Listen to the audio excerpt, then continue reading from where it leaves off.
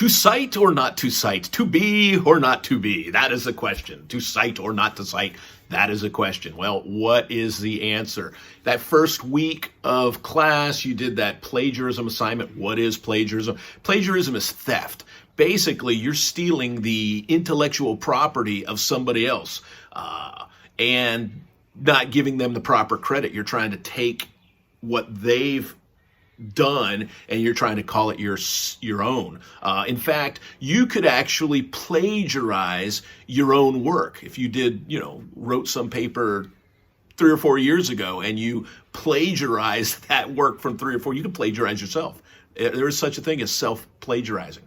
So what is plagiarism? When do we have to cite material as we're researching it? Now, there's 2 types of citations. There is where you're citing an idea, and then there's where you're taking a direct quote. And if you take a direct quote, words or phrases word for word, it must appear in quotation marks.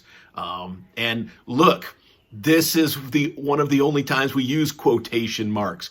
I was reading some of your all's posts, and somebody tried to highlight a word using quotation marks. We don't do the air quotes, even though I'm doing the air quotes here to make a point. We don't emphasize words by putting them in quotation marks. If we want to emphasize words, we could write them in italics font, or we could highlight them in a bold font, but we don't use the air quotes. So the only time we're using quotation marks is if we're quoting somebody,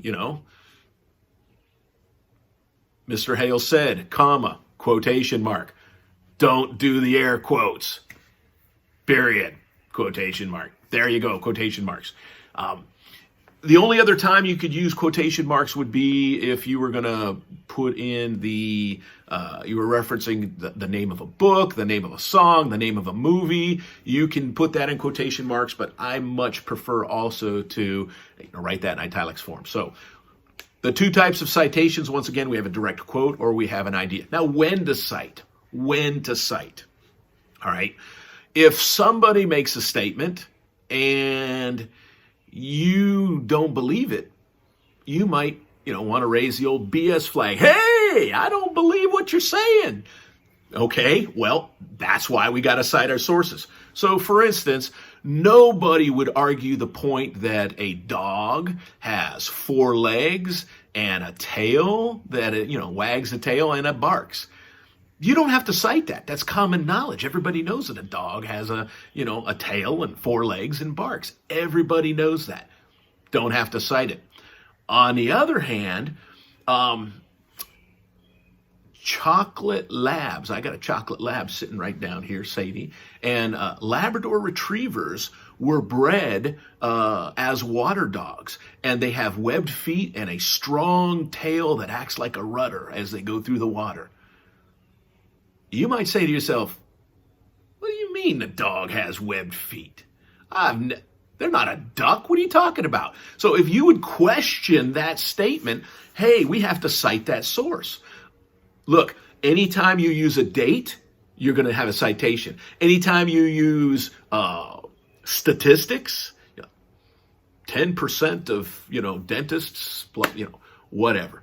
Anytime you use numbers or dates, you're going to have a citation.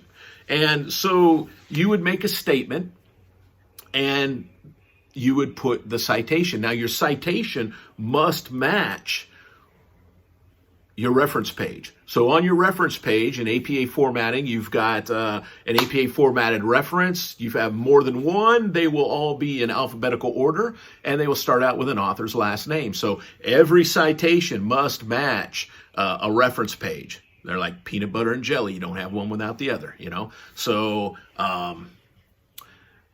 your citation in APA formatting is basically the same, but if it has a direct quote, it'll be a little bit different. So your citation would be part of the sentence. The citation must appear between the capital letter and the period. And I guess I'm backwards here. So I guess on this side, we'd have the capital letter, and over here, we'd have the period, okay? So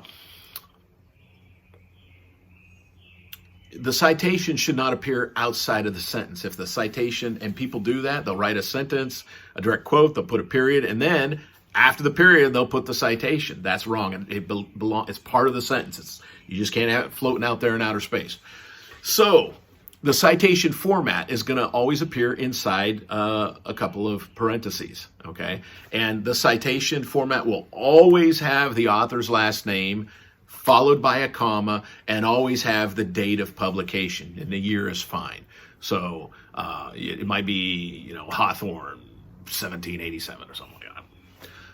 Now, the difference between a quotation, a direct quote, and, some sort of statement is the addition of a page or paragraph number. So for a direct quotation, you need another comma after the date, and you need like 3, which might represent page 3 or paragraph 3.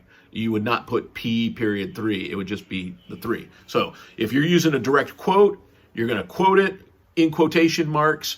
You're going to open up them parentheses. You're going to put the author's last name, the date, comma, and then a number representing the page or paragraph that you found that direct quote on.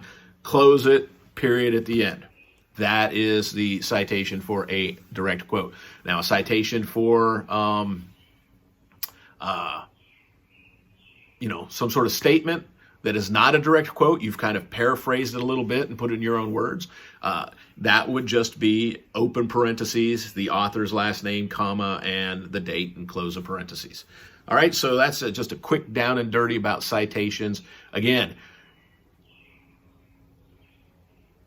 if it's common knowledge, you don't have to cite it. But if you say something and somebody could raise up the old BS flag and challenge you, that's when you need the citation. If you mention a date, that's when you need the citation. If you mention numbers, like, 20,000 people or, 50% of applicants, you need a citation. If somebody could say, what, did you just make that up out of your head? You need a citation. So I hope that helps. Bye.